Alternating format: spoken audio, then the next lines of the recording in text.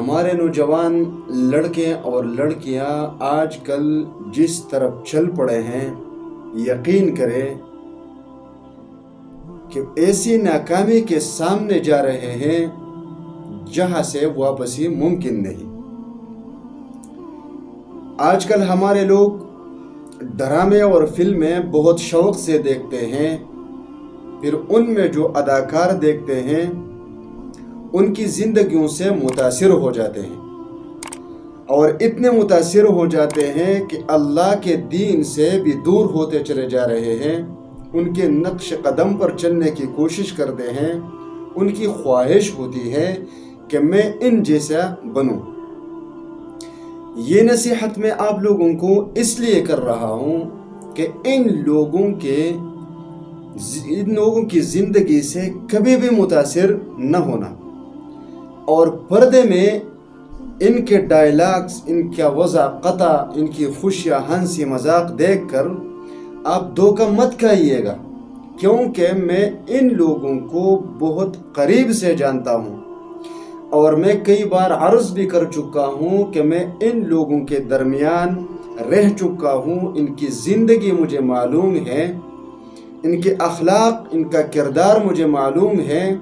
یہ دنیا کی گندگی ہے، اور اس گندگی کے پاس کبھی مت جانا۔ اور آج میں نے ایک اداکار کی انٹرویو سنی۔ اس اداکار کی انٹرویو سننے کے دوران وہ رو پڑا، اور ایک وقت تھا جب وہ میرے ساتھ ایک ساتھ فلموں میں کام کرتا تھا، ہم ایک ساتھ رہتے تھے، اٹھتے بیٹھتے تھے۔ آج میں نے اس کو دیکھا کہ اس نے کباڑ اکٹھا کرنا شروع کر دیا ہے۔ اب اس کی داڑھی بھی سفید ہو گئی ہے، اور اب وہ اقرار بھی کر رہا ہے کہ مجھے سب سے زیادہ پچھتاوا اس کام پر ہے کہ میں نے اپنی زندگی برباد کیوں کر دی۔ اس نے مجھے کچھ نہیں دیا، نہ بچوں کو پڑھایا، نہ سکھایا، نہ خود کچھ سیکھا، نہ پڑھا، نہ کچھ حاصل کیا، بس نقصان ہی نقصان کر لیا۔ یقین کریں کہ ان لوگوں کی زندگی ایک وقت تک ہوتی ہے جب وہ عروج پر ہوتے ہیں، لیکن جب ان کا عروج ختم ہو جاتا ہے اور ان کا زوال شروع ہو جاتا ہے تو پھر مرتے وقت وہ لاوارثوں میں دفن کیے جاتے ہیں۔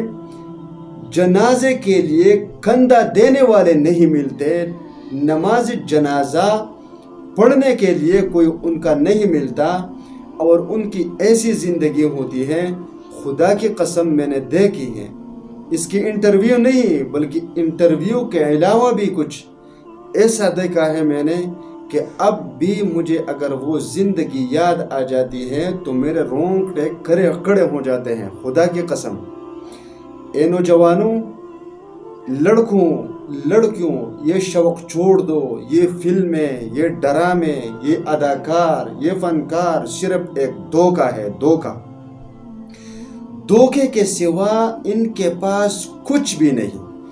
جس طرح پردے پر ہم لوگوں کو دھوکہ دینے کے لیے ہنسی بھی ہوتی ہے، مذاق بھی ہوتا ہے، ایکشن بھی ہوتا ہے، فائٹ بھی ہوتا ہے، دشمنی بھی ہوتی ہے، لڑائیاں جھگڑے بھی ہوتی ہیں، یہ صرف ہمیں دھوکہ دینے کے لیے۔ یقین کریں ان کی زندگی بھی اتنی ہی دھوکے سے بھری ہوئی ہے۔